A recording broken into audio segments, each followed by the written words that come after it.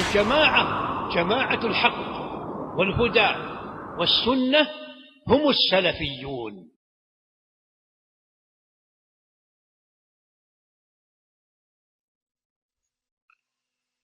بسم اللہ الرحمن الرحیم الحمدللہ والصلاة والسلام علی رسول اللہ اما بعد. حاضرین مجلس، آج کتاب التوحید کا ہمارا 10واں درس ہے. انشاءاللہ آج کے درس میں اختصار کے ساتھ 2 باب پڑھنے کی ہم لوگ کوشش کریں گے. پہلا باب جو آج ہم پڑھیں گے، محمد بن عبد الوہاب رحمۃ اللہ علیہ فرماتے ہیں: باب من الشرک ان یستغیث بغیر اللہ او یدعو غیرہ. باب اس بات سے متعلق کہ اللہ کے علاوہ کسی اور سے استغاثہ کرنا یا اللہ کے علاوہ کسی اور کو پکارنا، یہ چیز شرک ہے. استغاثہ اور دعا یہ دونوں صرف اللہ سے کرنا چاہیے. اللہ کے علاوہ کسی اور سے کرتے ہیں تو یہ شرک ہے. استغاثہ کہتے ہیں دفع شر کے لیے، یعنی ایک انسان کو مصیبت پریشانی لاحق ہو چکی ہے، اس پریشانی کو دور کرنے کے لیے، اس مصیبت کو یا اس نقصان سے بچنے کے لیے کسی کو پکارنا، اور یہ اللہ کا حق ہے، اسے استغاثہ کہتے ہیں. دعا کہتے ہیں دفع شر کے لیے، مصیبت کو دور کرنے کے لیے بھی پکارنا اور نفع حاصل کرنے کے لیے بھی پکارنا. دونوں معنوں کے لیے پکارنا یہ دعا ہے. دونوں اللہ رب العالمین کا حق ہے. استغاثہ یہ خاص چیز کے لیے، یعنی ایک انسان پریشانی ہی میں پکارتا ہے، مدد طلب کرتا ہے. لیکن دعا انسان خیر بھی چاہتا ہے، بسا اوقات اللہ رب العالمین سے رحمت بھی چاہتا ہے اور اس سے شر نقصان دور ہو یہ بھی چاہتا ہے. تو دونوں میں یہی فرق ہے. استغاثہ صرف نقصان کو دور کرنے کے لیے پکارنا، دعا نقصان کو دور کرنے کے لیے بھی اور خیر حاصل کرنے کے لیے بھی. شریعت میں دعا کرنے کی بڑی اہمیت ہے. اللہ کے نبی صلی اللہ علیہ وسلم نے فرمایا: الدعاء سلاح المؤمن، دعا مومن کا ہتھیار ہے. ایک اور موقع پر اللہ کے نبی نے فرمایا: الدعاء هو العبادہ، دعا یہی عبادت ہے، یعنی دعا ہی اصل عبادت ہے. جب یہ دعا عبادت ہے تو یہ کس کے لیے ہونا چاہیے؟ صرف اللہ رب العالمین کے لیے. اگر کوئی بندہ اللہ کے علاوہ کسی اور سے دعا طلب کرتا ہے تو یہ چیز کیا ہے؟ شرک ہو جائے گا. اب اس دعا کی 3 قسمیں ہیں. استغاثہ جو ہے، استغاثہ کی 3 قسمیں ہیں: ایک واجب، ایک حرام اور ایک جائز. استغاثہ کہتے ہیں مصیبت کو دور کرنے کے لیے پکارنا، پریشانی کو، نقصان کو دور کرنے کے لیے پکارنا. اس کی 3 قسمیں: ایک فرض، ایک واجب اور ایک جائز. فرض کیا ہے؟ صرف اللہ ہی کو پکارنا نقصان دور کرنے کے لیے. نقصان دور کرنے کی کوئی استطاعت رکھتا ہے اللہ کے علاوہ؟ اللہ کے علاوہ آپ سے شر کو دور کرنے کا کسی کے پاس اختیار نہیں. تو آپ پر اور مجھ پر، ہم سب پر واجب ہے کہ ہم اللہ ہی کو نقصان دور کرنے کے لیے یا پریشانی مصیبت کو دور کرنے کے لیے پکاریں. یہ فرض ہے. دوسرا حرام، نقصان کو، پریشانی کو، مصیبت کو دور کرنے کے لیے اللہ کے علاوہ کسی اور کو پکارنا، یہ حرام ہے. اور ایک چیز ہے جائز، مصیبت پریشانی کو دور کرنے کے لیے کسی انسان سے مدد طلب کرنا. ایسا انسان جو زندہ ہے اور آپ کی اس پریشانی کو، مصیبت کو دور کرنے کی طاقت رکھتا ہے. مثال کے طور پر ایک انسان بڑا مقروض ہے، اب وہ اپنی اس قرض کی ادائیگی کے لیے پریشان ہے، کسی مالدار سے مدد طلب کرتا ہے، قرض لیتا ہے یا مدد مانگتا ہے تاکہ وہ قرض ادا کر سکے. یہ شکل کیا ہے؟ جائز ہے. ان 3 صورتوں کے علاوہ استغاثہ کی کوئی اور صورت نہیں. فرض اللہ کے ساتھ خاص ہے. حرام جو ہم کرتے ہیں غیر اللہ کے لیے کرتے ہیں تب یہ چیز حرام ہے. قدرت رکھنے والے انسان کے لیے کرتے ہیں تب یہ چیز جائز ہے. اب اس بات کو ثابت کرنے کے لیے، اس بات کی وضاحت کے لیے محمد بن عبد الوہاب رحمۃ اللہ علیہ نے کئی ایک دلائل دیے ہیں. پہلی دلیل جو محمد بن عبد الوہاب رحمۃ اللہ علیہ نے دی ہے، فرماتے ہیں اللہ رب العالمین نے فرمایا اللہ کے نبی صلی اللہ علیہ وسلم کو خطاب کر کے: وَلَا تَدْعُ مِن دُونِ اللَّهِ، اے اللہ کے نبی آپ اللہ کے علاوہ کسی اور کو مت پکاریے. کیوں نہیں پکارنا ہے؟ مَا لَا يَنفَعُكَ وَلَا يَضُرُّكَ، وہ نہ تو آپ کو نفع پہنچا سکتے ہیں اور نہ ہی آپ کو نقصان پہنچا سکتے ہیں. فَإِن فَعَلْتَ، آپ اگر ایسا کریں گے، نبی کو خطاب ہے، اللہ کہہ رہا ہے آپ ایسا کریں گے نفع حاصل کرنے کے لیے یا نقصان کو دور کرنے کے لیے اللہ کے علاوہ کسی اور کو پکاریں گے تو کیا ہوگا؟ فَإِنَّكَ إِذًا مِّنَ الظَّالِمِينَ، آپ ظالموں میں سے ہو جائیں گے. اللہ کے نبی صلی اللہ علیہ وسلم سے اس چیز کا صدور ناممکن ہے. انبیاء کو اللہ محفوظ رکھتا ہے، وہ معصوم ہیں، لیکن خطاب ساری امت کو ہے. ایسی مخلوق جو نہ آپ کو نقصان پہنچا سکتی ہے اور نہ آپ کو شر پہنچا سکتی ہے اور نہ ہی آپ کو وہ اس سے بچا سکتی ہے، جب تک کہ اللہ نہ چاہے آپ اسے پکاریں گے تو ظالموں میں سے ہو جائیں گے. اللہ رب العالمین نے ایک اور موقع پر بھی اللہ کے نبی صلی اللہ علیہ وسلم سے کہا، شرک ہے نا یہ اللہ کے علاوہ کسی کو پکارنا؟ انبیاء بھی شرک کرتے ہیں تو اللہ نے کیا کہا؟ لئن اشرکت لیحبطن عملک، اے اللہ کے نبی آپ بھی شرک کریں گے تو آپ کا سارا عمل برباد ہو جائے گا. نبیوں کا عمل امت کے لیے اسوہ ہے، نمونہ ہے. ایسا عمل بھی اگر شرک سے مل جاتا ہے تو کیا ہو جاتا ہے؟ تباہ و برباد ہو جاتا ہے. یہاں اللہ کے نبی کو خطاب کر کے اللہ تبارک و تعالی ساری امت کو یہ بات بتا رہا ہے کہ اللہ رب العالمین کے علاوہ کسی کو مت پکارو.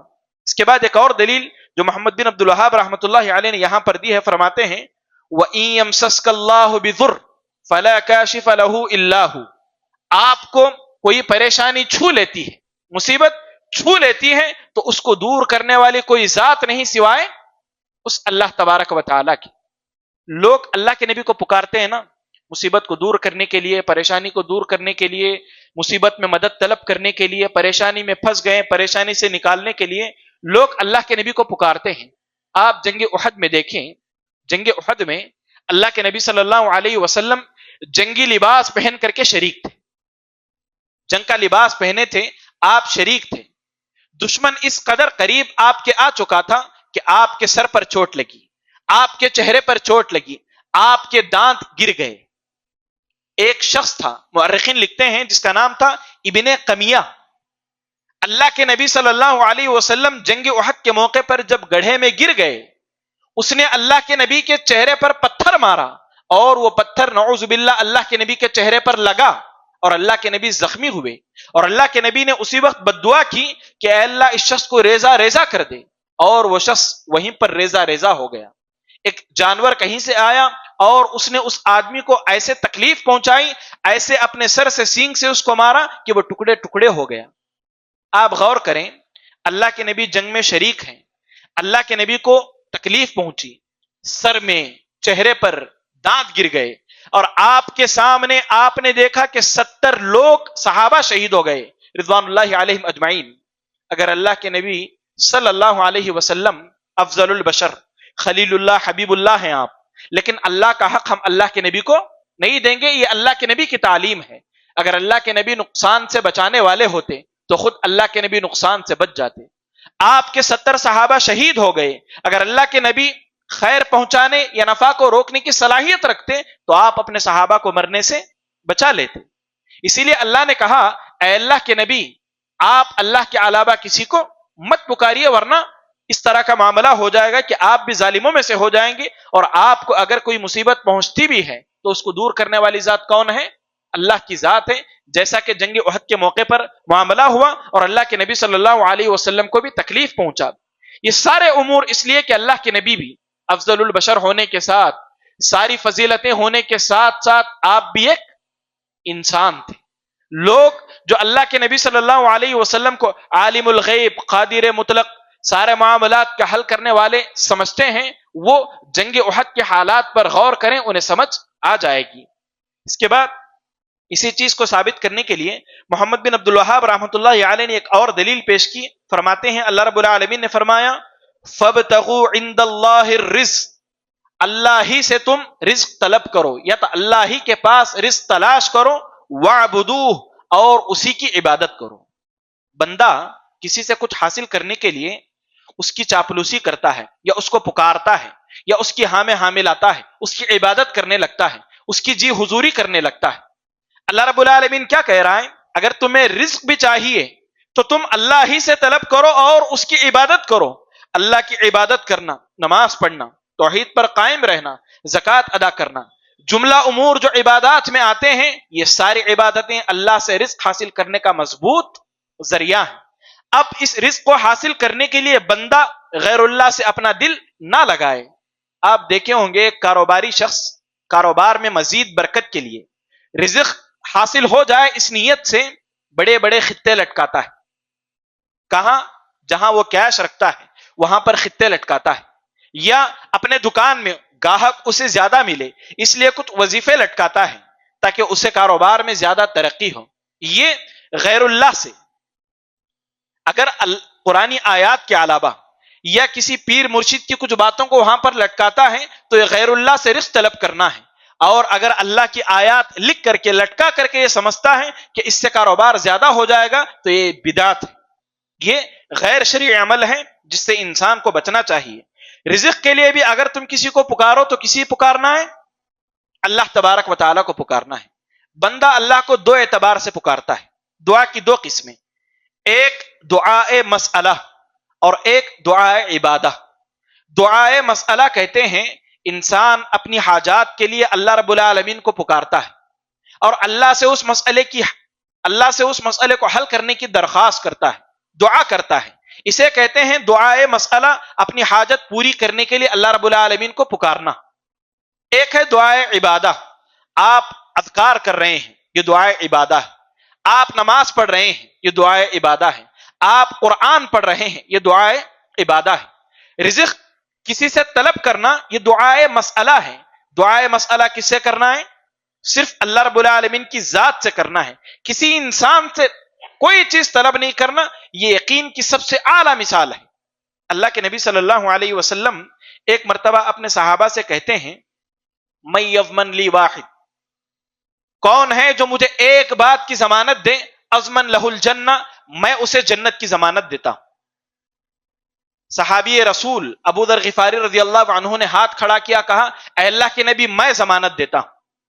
اللہ کے نبی کسی چیز کی بھی ضمانت مانگ سکتے ہیں، جان کی، مال کی، ہر چیز کسی کی بھی ضمانت مانگ سکتے ہیں، لیکن سامنے جنت کا سودا تھا، اسی لیے ایک لمحہ سوچے بغیر ابو ذر غفاری رضی اللہ عنہ نے کہا جس چیز کی بھی ضمانت ہو اے اللہ کے نبی میں دینے کے لیے تیار ہوں۔ تو اللہ کے نبی صلی اللہ علیہ وسلم نے فرمایا کسی سے بھی کبھی بھی کوئی چیز طلب نہ کرو، کسی سے بھی کبھی بھی کوئی چیز طلب نہ کرو۔ اور اس بات کی ضمانت ابو ذر غفاری رضی اللہ عنہ نے اللہ کے نبی کو دے دی۔ آپ اس عمل کے بعد، اس واقعے کے بعد اپنی پوری زندگی کبھی کسی سے کوئی چیز طلب نہیں کی۔ گھوڑے پر سوار ہو جاتے، سفر پر نکلنا ہوتا، کوئی چیز ان کی گر جاتی تو کسی کو اٹھا کر دینے کے لیے تک نہیں کہتے، جبکہ یہ چیز جائز ہے، خود ادھرتے اور اس کو اٹھا لیتے۔ اپنی زندگی کے آخری عمر میں آپ آبادی سے دور چلے گئے، وجوہات بہت ساری ہیں، ان میں سے ایک یہ بھی کہ کسی سے کوئی چیز طلب کرنے کی حاجت نہ رہی۔ ایسا صحابہ رضوان اللہ علیہم اجمعین کا عقیدہ تھا، مانگتے تو صرف اللہ سے، اللہ کے علاوہ کسی سے نہیں مانگتے۔ میں نے کہا تھا آپ کو کسی سے رقیہ کرنے کو کہنا اس میں ذلت ہے کہ آدمی کسی سے مانگ رہا ہے، تو یہ رقیہ جائز ہے، لیکن یہ بھی نہ مانگ کر کے بندہ خود سے اگر کر لے تو یہ اس سے افضل چیز ہے۔ اس کے بعد محمد بن عبد الوہاب رحمۃ اللہ علیہ ایک اور دلیل پیش کرتے ہیں، فرماتے ہیں ومن اضل ممن يدعو من دون اللہ من لا يستجیب له الى یوم القیامہ، اس شخص سے بڑا گمراہ کون ہے جو اللہ کے علاوہ کسی اور کو پکارتا ہے، اس سے دعا کرتا ہے، من لا يستجیب له، جو اس کا جواب نہیں دے سکتے، الى یوم القیامہ، قیامت تک۔ قیامت تک وہ لوگ جو مر چکے ہیں یا وہ لوگ جو زندہ ہیں، اللہ کے علاوہ بت ہیں، قیامت تک بھی وہ لوگ جواب نہیں دے سکتے، اس لیے کہ وہ جب سنے گا ہی نہیں تو وہ کیا جواب دے گا۔ قبر میں جو لوگ مدفون ہیں وہ لوگ سن سکتے ہیں، اللہ نے قرآن میں کیا کہا وما انت بمسمع من فی القبور، جو لوگ قبروں میں ہیں آپ انہیں سنا نہیں سکتے۔ تو قرآن ایسے شخص کو سب سے بڑا گمراہ کہتا ہے جو قبر میں مدفون لوگوں کو پکارتا ہے اپنی دعا کے لیے، اپنی ضرورت کو پورا کرنے کے لیے، جبکہ انہیں خود دعا کی حاجت ہے۔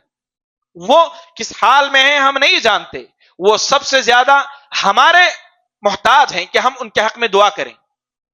ایک محتاج شخص جو اللہ کا محتاج ہے، قبر کے احوال میں مبتلا ہے، وہ کسی اور کی کیا مدد کرے گا؟ اگر سن بھی لے تو وہ مدد نہیں کر سکتا. یہاں تو معاملہ ایسا ہے کہ وہ سن ہی نہیں سکتا. تو آدمی کو غور کرنا چاہیے جو قبروں کے پاس جا کر کے قبر میں مدفون لوگوں کو پکارتے ہیں. اللہ کے نبی کی قبر مدینہ میں تھی. حضرت عائشہ رضی اللہ عنہا کے حجرے پر تھی. حضرت عائشہ رضی اللہ عنہا جنگ صفین کیسے حالات آئے, جنگ جمل یا اور بھی بہت سارے فتنے آئے, کبھی حضرت عائشہ رضی اللہ عنہا نے اللہ کے نبی کی قبر کے ساتھ آپ رہتے تھے, اللہ کے نبی کو کبھی پکارا؟ لوگ جا کر کے قبروں پر چادریں چڑھاتے ہیں. کیا حضرت عائشہ رضی اللہ عنہا نے اللہ کے نبی کی قبر وہیں تھی, کبھی اللہ کے نبی کی قبر پر چادر چڑھائی؟ یہ صریح شرک ہے, اس سے آدمی کو بچنا چاہیے. اس کے بعد ایک اور موقع پر ایک اور دلیل پیش کرتے ہوئے محمد بن عبد الوہاب رحمۃ اللہ علیہ نے فرمایا, امن یجیب المضطر اذا دعاہ ویکشف السوء, تم میں سے جب کوئی پریشان ہو کر حالات میں ایسے لپٹا ہوا رہتا ہے, حالات کا ایسا مارا ہوتا ہے کہ مجبور ہو کر کے اللہ کو پکارتا ہے, وہ اس کا جواب بھی دیتا ہے اور اس کی پریشانی کو دور بھی کرتا ہے. کیا مجبوری میں اللہ کو تم پکارتے ہو اور وہ تمہاری پریشانیوں کو دور بھی کرتا ہے؟ کہ اللہ کے علاوہ بھی کوئی ایسا کرنے والا ہے؟ پریشانی کے عالم میں انبیاء کسے پکارتے تھے؟ سب سے افضل مخلوق کون ہے؟ انبیاء. انبیاء پریشانی کے عالم میں کسے پکارتے تھے؟ اللہ کے نبی صلی اللہ علیہ وسلم پریشانی کے عالم میں جنگ احد کے موقع پر یا جنگ بدر کے موقع پر صرف اللہ کو پکارے. حضرت موسیٰ علیہ الصلوۃ والسلام اللہ کے حکم سے اپنی قوم کو لے کر کے نکل گئے, مصر سے نکل گئے. دیکھتے ہیں کہ سامنے سمندر ہے, پیچھے موسیٰ, پیچھے فرعون انہیں پکڑنے کے لیے آ چکا ہے. سامنے جائیں گے سمندر میں ڈوب کر کے مریں گے, یہیں رکیں گے فرعون آ کر کے مار دے گا. ایسی سخت کنی کے عالم میں بھی, پریشانی کے عالم میں بھی موسیٰ علیہ الصلوۃ والسلام نے اللہ کو پکارا اور اللہ نے راستہ نکال دیا. اور اللہ نے یہی کہا, پریشانیوں مبتلا ہو کر لوگ آج خودکشی کر لیتے ہیں, حالات سے ایسے گھبراتے ہیں کہ خودکشی کر لیتے ہیں, اللہ پر ان کا اعتماد نہیں ہوتا. اللہ کیا کہہ رہا ہے؟ حالات جیسے بھی ہوں, تم مجبور ہو کر پکارتے ہو تو تمہاری پکار کو سن کر اس تکلیف کو دور کرنے والی ذات اللہ کے علاوہ کوئی ہے نہیں ہے. تو تمام حالات میں صرف اللہ ہی کو پکارنا ہے. اس کے بعد محمد بن عبد الوہاب رحمۃ اللہ علیہ نے ایک اور دلیل پیش کی ہے. وہ دلیل طبرانی کی ایک روایت ہے. فرماتے ہیں اللہ کے نبی صلی اللہ علیہ وسلم کے زمانے میں لوگ ایک منافق سے بہت زیادہ تنگ آ گئے. بہت زیادہ وہ منافق صحابہ کو پریشانیاں دیتا تھا, مصیبتوں میں مبتلا کرتا تھا. ایک دن تنگ آ کر کے صحابہ اللہ کے نبی کی خدمت میں گئے. اللہ کے نبی صلی اللہ علیہ وسلم سے کہا, اے اللہ کے نبی, اس منافق کی پریشانی سے ہمیں چھٹکارا دلائیے. اس منافق کا نام بعض روایتوں میں عبداللہ بن ابی بن سلول آیا ہے. یہاں اللہ کے نبی صلی اللہ علیہ وسلم چاہتے تو اس منافق کو, اس آدمی کو بلاتے, ڈانٹتے, یا اس کو تو نقصان کیوں پہنچا رہا ہے آپ اسے سمجھاتے. اللہ کے نبی باحیات تھے اور اللہ کے نبی تھے, آپ کی بات چلتی تھی, آپ کا رعب تھا, آپ کی طاقت تھی. لیکن آپ نے کیا کیا؟ صحابہ رضوان اللہ علیہم اجمعین کی تربیت کرتے ہوئے آپ نے فرمایا, انہ لا یستغاث بی, مجھ سے مدد طلب نہ کرو, مجھ سے مدد طلب نہ کرو. وانما یستغاث اللہ, صرف اللہ ہی سے مدد طلب کرنی چاہیے, صرف اللہ ہی سے مدد طلب کرنی چاہیے. یہ اللہ کے نبی صلی اللہ علیہ وسلم کا اسوہ تھا صحابہ رضوان اللہ علیہم اجمعین کی تربیت کے لیے. تو معزز حاضرین, اس باب سے پتا چلا کہ مصیبت کو دور کرنے کے لیے کس کو پکارنا ہے؟ صرف اللہ کی ذات کو. اس کے علاوہ مطلقاً بھی کوئی بھی آپ عبادت کرتے ہیں پکار کر کے, کس کے لیے کرنا ہے؟ صرف اللہ کے لیے, رزق اللہ کے لیے. قبر والوں سے اگر کوئی بندہ کرتا ہے تو وہ سب سے بڑا گمراہ ہے. اس کے بعد محمد بن عبد الوہاب رحمۃ اللہ علیہ نے ایک باب قائم کیا ہے, لیکن اس باب کا عنوان آپ نے نہیں باندھا. باب کہہ کر کے آپ اس میں دلائل پیش کرنا شروع کر دیے, لیکن اہل علم نے لکھا ہے ان دلائل پر اگر بندہ غور کرے تو اس کو پتا چلے گا کہ یہ تمام دلائل معبودان باطلہ کی بے بسی, ان کی عاجزی اور ان کی مجبوری کے اظہار کے لیے باب قائم کیا ہے. تو گویا ہم اس باب کو عنوان دے سکتے ہیں کہ اللہ کے علاوہ جتنے بھی معبود ہیں وہ تمام کے تمام بے بس ہیں, وہ تمام کے تمام مجبور ہیں, وہ تمام کے تمام فقیر حاجت مند ہیں. سب سے پہلی دلیل جو محمد بن عبد الوہاب رحمۃ اللہ علیہ نے اس باب میں پیش کی ہے، فرماتے ہیں اللہ رب العالمین نے فرمایا ایشرکون ما لا يخلق شيئا وهم يخلقون ولا يستطيعون لهم نصرا. معبودان باطلہ جن کی تم عبادت کرتے ہو، اللہ کے ساتھ جن کو تم شریک کرتے ہو، اللہ نے کہا کیا وہ جنہیں شریک بناتے ہیں وہ کچھ پیدا نہیں کر سکتے، وہ کچھ بھی پیدا نہیں کر سکتے. وهم يخلقون بلکہ وہ خود پیدا کیے گئے، خود پیدا کیے گئے ہیں. اور آگے اللہ نے فرمایا ولا يستطيعون لهم نصرا، اور وہ ان کی مدد کرنے کی بالکل بھی استطاعت نہیں رکھتے. جن جن کو بھی بندہ اللہ کے ساتھ شریک کرتا ہے وہ خود پیدا ہوئے ہیں. جو بندہ خود اپنے وجود میں کسی اور کا محتاج ہو، وہ کیا کسی کی محتاجگی، کسی کی پریشانی، کسی کی مصیبت دور کرے گا؟ اللہ ہمیشہ سے ہے، ہمیشہ رہے گا. اللہ حی ہے، اللہ کی صفت ہے. ہم زندہ ہیں کب؟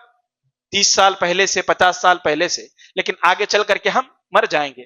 نہ ہم اپنی زندگی میں خود مختار ہیں، نہ اپنی موت میں ہم خود مختار ہیں.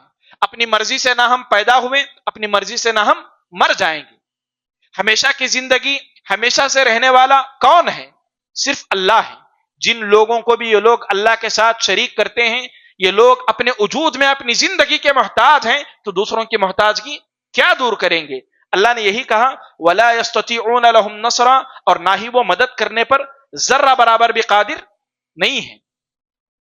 جو بندہ بھی کسی مخلوق سے مدد طلب کرتا ہے یا اللہ کے ساتھ عبادت میں انہیں شریک کرتا ہے، 4 خرابیاں اس سے آتی ہیں. 4 خرابیاں اس سے آتی ہیں. پہلی بات، وہ کسی بھی چیز کو پیدا نہیں کر سکتے. جو پیدا نہیں کر سکتے وہ عبادت کے مستحق نہیں.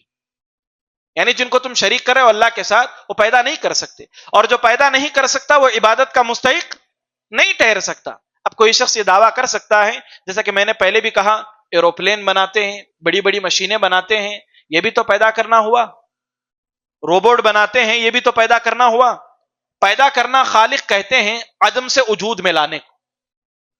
ایک چیز تھی ہی نہیں، اس کو پیدا کر کے وجود میں لانے کو خالق کہتے ہیں، اور یہ صرف اللہ ہی کر سکتا ہے. دنیا کے بڑے بڑے سائنسدان یا انسان کیا کرتا ہے؟ اللہ کی پیدا کی ہوئی چیزوں کو جوڑ کر کے کوئی چیز بناتا ہے. ایروپلین، اس میں جو کچھ ہے سب اللہ نے پیدا کیا، انسان بس اس کو جوڑ کر کے بناتا ہے. اس کے علاوہ جتنی بھی چیزیں روبوٹ ہے یا جتنی بھی چیزیں انسان بناتا ہے وہ خود سے پیدا کر کے نہیں بناتا، اللہ کی پیدا کی ہوئی چیزوں کو جوڑ کر کے بناتا ہے. اب جو پیدا نہیں کر سکتا وہ عبادت کا مستحق نہیں ہو سکتا. دوسری بات، وہ لوگ جو عدم سے وجود میں نہیں لا سکتے، اور وہ لوگ جو عدم سے وجود میں لائے گئے ہیں، وہ دوسروں کے نفع و نقصان کے مالک نہیں ہیں. اس لیے کہ جس شخص کا اپنا اختیار اس کے کنٹرول میں نہیں، ایسا شخص دوسروں کا خدا یا دوسروں کی مصیبتوں کو دور کرنے والا نہیں ہو سکتا. عدم سے جو شخص وجود میں آتا ہے وہ کسی کا خالق نہیں ہو سکتا. دنیا میں جو کچھ ہے وہ سب عدم سے وجود میں آیا ہے، یعنی پہلے تھا نہیں، بعد میں وجود میں آیا، اور وجود میں لانے والی ذات صرف اللہ تبارک و تعالیٰ کی ہے. تیسری بات، جن کو بھی یہ لوگ اللہ کے علاوہ پکارتے ہیں وہ اپنے پکارنے والوں کی مدد نہیں کر سکتے. جو لوگ بھی قبر میں دفن ہیں یا جن کو بھی عبادت کے لیے پکارتے ہیں وہ ان کی مدد نہیں کر سکتے. اس کے بعد اللہ نے کہا، محمد بن عبد الوہاب رحمۃ اللہ علیہ ایک دلیل کا یہاں پر دلیل سے فائدہ اخذ کرتے ہیں. وہ دوسروں کی تو چھوڑیے، خود اپنی بھی مدد نہیں کر سکتے. لن یخلقوا ذبابا، وہ ایک مکھی بھی پیدا نہیں کر سکتے. اور ان کے پاس جو چڑھاوے چڑھائے جاتے ہیں اور ان چڑھاووں کو کوئی جانور یا کوئی کیڑے مکوڑے اٹھا کر کے لے جاتے ہیں، وہ اس چیز کو روک بھی نہیں سکتے. وہ جب اپنی حفاظت نہیں کر سکتے تو دوسروں کی حفاظت کیا ہی کر لیں گے. اس بات کو غور کرنا چاہیے. مزید معبودان باطلہ کی تحقیر اور ان کی مجبوری بے بسی کو بتانے کے لیے ایک اور دلیل پیش کرتے ہیں. اللہ رب العالمین نے فرمایا والذین تدعون من دونہ ما یملکون من قطمیر، اللہ کے علاوہ جن کو بھی تم پکارتے ہو وہ قطمیر کے بھی مالک نہیں ہے. قطمیر کہتے ہیں کھجور کی جو گٹلی ہوتی ہے، بیج ہوتا ہے، اس کے اوپر ایک ہلکی سی پرت ہوتی ہے، اس کو کہتے ہیں قطمیر. اللہ کہتا ہے یہ لوگ اس کے بھی مالک نہیں ہیں. ایک آدمی جو ہلکے سے چھلکا بھی مالک نہیں ہے، چھلکے کا بھی مالک نہیں ہے، وہ کیا لوگوں کے بڑے بڑے مسائل کو حل کرے گا؟ وہ خود اپنے مسئلے حل کرنے کے لیے دکان لگائے بیٹھا ہے. وہ خود اپنے مسئلے حل کرنے کے لیے دکان لگائے بیٹھا ہے، وہ دوسروں کو اور مسائل میں الجھا دے گا، نہ کہ ان مسائل کو حل کرے گا. اور جو کوئی بھی ان کے پاس جاتا ہے وہ اپنی دین دنیا سب کچھ برباد کر بیٹھتا ہے. اس کے بعد محمد بن عبد الوہاب رحمۃ اللہ علیہ نے ایک اور دلیل پیش کی ہے. صحیح بخاری کی روایت ہے، فرماتے ہیں اللہ کے نبی صلی اللہ علیہ وسلم شجن نبی یوم احد، اللہ کے نبی جنگ احد کے موقع پر زخمی ہو گئے اور آپ کے دانت ٹوٹ گئے. ایسے موقع پر اللہ کے نبی صلی اللہ علیہ وسلم نے فرمایا کیف یفلح قوم شجوا نبیہم، وہ قوم کیسے کامیاب ہو سکتی ہیں جو اپنے نبی کو زخمی کر دے. اللہ کے نبی نے کہا وہ قوم کیسے کامیاب ہو سکتی ہیں جو اپنے نبی کو زخمی کر دے. اللہ کے نبی کو زخمی کرنے والوں میں احد کے دن مد مقابل جو لوگ بھی تھے ان میں سے کئی ایک بعد میں اسلام لائے. حضرت ابو سفیان ہی کو لے لیں، اس کے علاوہ کئی ایک صحابہ تھے جو بعد میں ایمان لائے. یہاں پر اللہ کے نبی نے کہا وہ قوم کیسے کامیاب ہو سکتی ہیں جو اپنے نبی کو زخمی کرے، مطلب وہ قوم ناکام ہے، برباد ہے. اللہ نے اللہ کے نبی کو روک دیا کہ سب کا اختیار کہ کون کامیاب ہوگا کون کامیاب نہ ہوگا، کون جنت میں جائے گا جہنم میں جائے گا، اس طرح کے تمام معاملات کا اختیار اللہ نے انبیاء کو بھی نہیں دیا. اللہ نے وحی نازل فرما دی اور اللہ کے نبی کو ایسا کہنے سے روک دیا. قرآن میں اللہ نے فرمایا لیس لک من الامر شیء، آپ کے لیے ان سب معاملات میں کوئی شے نہیں ہے، آپ ایسا نہیں کہہ سکتے. اللہ کے نبی صلی اللہ علیہ وسلم خاموش رہے. اس کے بعد ایک اور روایت ہے، صحیح بخاری ہی کی روایت ہے، حضرت عبداللہ ابن عمر رضی اللہ عنہ اس کے راوی ہیں، فرماتے ہیں اللہ کے نبی صلی اللہ علیہ وسلم نے رکوع سے سر اٹھایا، فجر کی نماز تھی، آپ نے رکوع سے سر اٹھایا، آپ نے کہا سمع اللہ لمن حمدا ربنا ولک الحمد. اس کے بعد آپ نے قنوت نازلہ پڑھی، اللہم لعن فلانا و فلانا، آپ نے کئی ایک لوگوں پر لعنت کی جو مسلمانوں کو تکلیف پہنچایا کرتے تھے، پریشانی دیا کرتے تھے. ایسے موقع پر بھی اللہ رب العالمین نے اللہ کے نبی صلی اللہ علیہ وسلم کو ایسا کہنے سے منع فرمایا، اس لیے کہ بعض چیزیں جن کا تعلق مستقبل کے امور سے ہوتا ہے، اور مستقبل کو کون جانتا ہے؟ اللہ کے نبی جانتے ہیں مستقبل کو؟ غیب جانتے ہیں اللہ کے نبی؟ نہیں جانتے. اللہ کے نبی مستقبل میں کیا ہوگا جس کے متعلق آپ ایسا کہہ رہے ہیں، اس کے متعلق وہ کیا ہوگا، وہ ویسے ہی مرے گا یا ایمان لائے گا، آپ نہیں جانتے، وہ ہم جانتے ہیں. اس لیے آپ ان معاملات میں کچھ بھی بولا نہ کریں. پھر یہی آیت نازل ہوئی، یہی آیت پھر نازل ہوئی لیس لک من الامر شیء، اے اللہ کے نبی آپ کو اس معاملے میں کچھ بھی اختیار نہیں ہے. ایک اور روایت ہے، اس میں اللہ کے نبی صلی اللہ علیہ وسلم نے 3 لوگوں کا نام لے کر کے بد دعا کی. ایک تھے صفوان بن امیہ، اور ایک تھے سہیل بن عمرو، اور ایک تھے حارث بن ہشام. ان تینوں کا نام لے کر کے صفوان بن امیہ، سہیل بن عمرو اور حارث بن ہشام، ان 3 لوگوں کا نام لے کر کے اللہ کے نبی صلی اللہ علیہ وسلم نے بد دعا کی.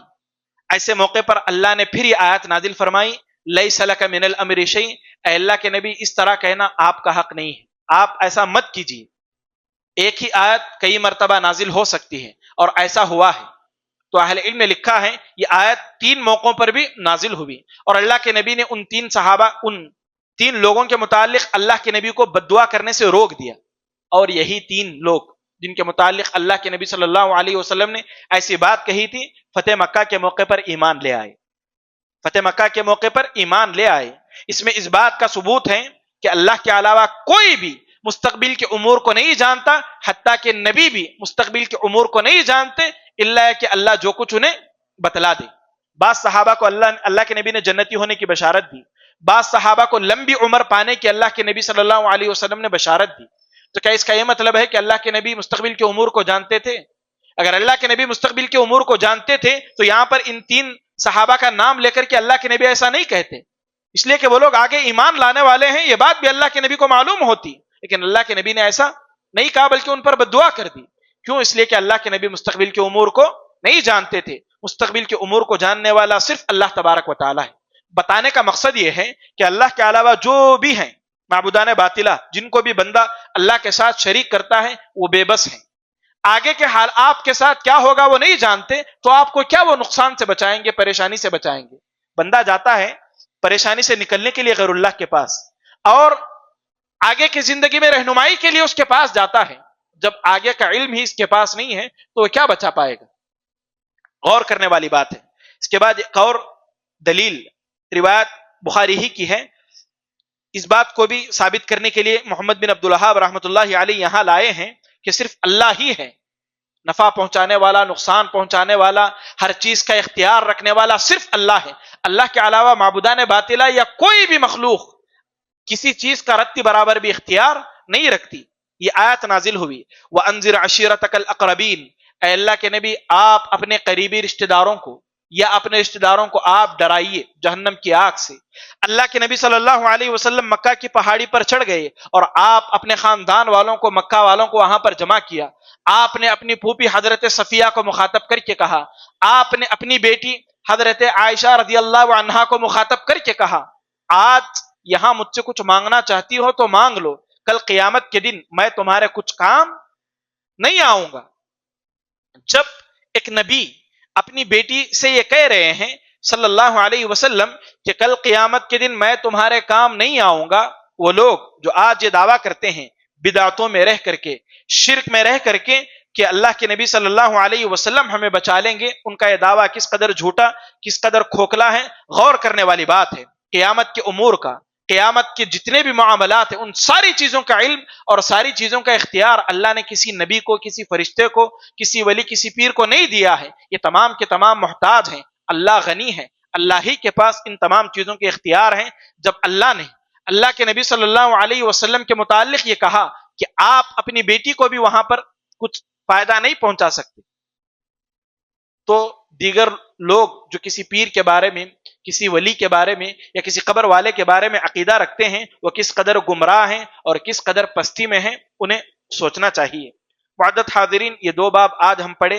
پہلا باب تھا اللہ کے علاوہ کسی اور کو مدد طلب کرنے کے لیے یا ایسے بھی پکارنا منع ہے، عبادت کے طور پر یا مدد طلب کرنے کے طور پر منع ہے. اور یہ باب تھا اللہ کے علاوہ دنیا میں جو کوئی بھی ہیں، مخلوق ہیں، وہ محتاج ہیں، فقیر ہیں، وہ اللہ رب العالمین کے اختیارات میں رتی برابر بھی دخل اندازی نہیں کر سکتے.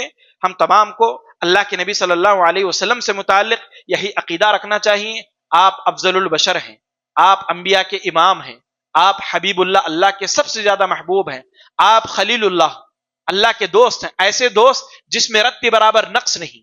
ان تمام کے باوجود بھی آپ ایک انسان تھے، آپ ایک انسان تھے. اللہ کے معاملات کا آپ کو رتی برابر بھی اختیار نہیں تھا. جنگ احد کے حالات کو دیکھ لیں، آپ کا اللہ اپنی بیٹی حضرت فاطمہ رضی اللہ عنہا کو کہا ہوا جملہ دیکھ لیں کہ آج کوئی چیز مانگنا ہے تو مانگ لے، کل قیامت کے دن میں نہیں پہنچا سکتا، نہیں بتا سکتا. صحابہ اللہ کے نبی کے پاس گئے منافق سے نجات کے لیے.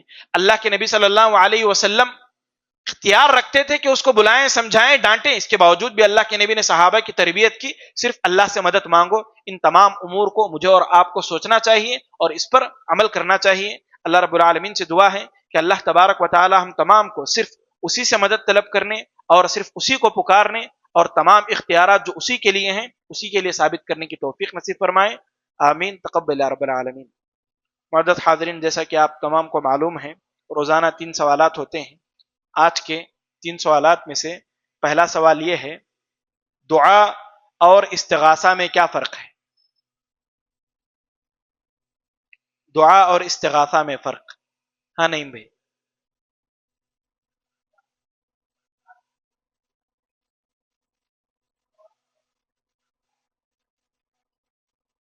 بارک اللہ فیک. استغاثہ کہتے ہیں آپ کو کوئی پریشانی، مصیبت، بیماری، نقصان جو بھی لاحق ہو چکا ہے وہ آپ سے دور ہو جائے، ایسی مدد کے لیے پکارنا، یہ استغاثہ ہے. دعا ہے نقصان کو دور کرنے کے لیے ہو یا ایسے ہی بطور عبادت ہو، تلاوت ہے یا ذکر و اذکار ہیں، یہ عام ہے. دعا عام ہے جس میں اللہ سے خیر بھی طلب کیا جاتا ہے اور نقصان کو دور کرنے کی بھی بات ہوتی ہے. جبکہ استغاثہ میں صرف نقصان، پریشانی، مصیبت سے چھٹکارے کے لیے اللہ کو پکارا جاتا ہے، اس سے استغاثہ کہتے ہیں. بارک اللہ فیک. یہ دو بھی اگر غیر اللہ کے لیے ہوں تو کیا ہے؟ یہ شرک ہو جائے گا. دوسرا باب ہم نے پڑھا، اس باب میں محمد بن عبد الوہاب رحمۃ اللہ علیہ نے عنوان قائم نہیں کیا لیکن دلائل پیش کیے. ان دلائل کو دیکھ کر کے علماء نے کہا یہ باب اس چیز سے متعلق ہے.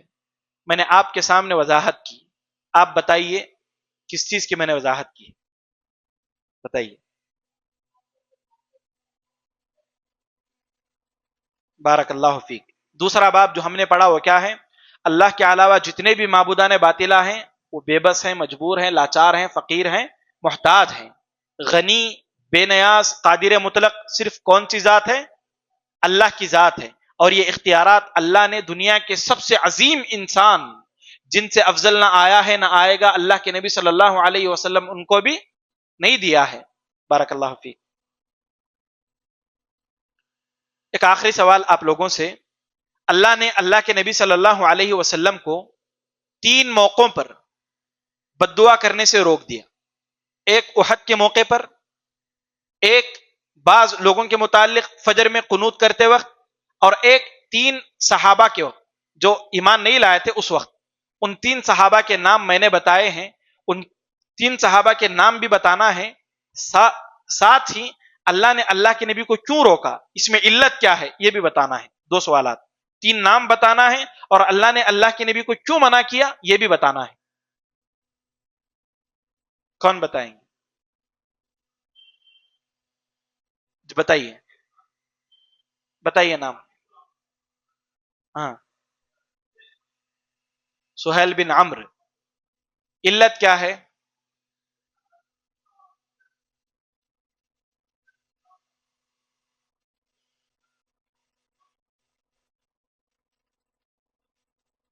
نام ایک بتایا آپ، نام اور ہونا. ہاں.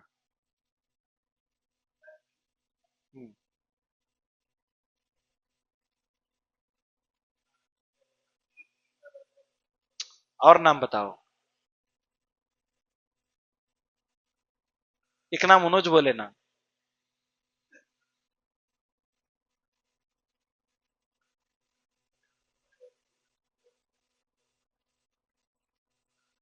سہیل بن عمرو اور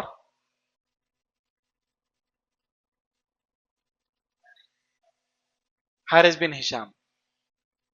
آپ تینوں ناموں کے ساتھ علت بتائیے، آپ کو انعام ملے گا. بتائیے آپ تینوں نام بتائیے. ایک سہیل بن عمرو، ایک اور صفوان. علت کیا ہے؟ کیوں منع کیا اللہ کے نبی صلی اللہ علیہ وسلم کو؟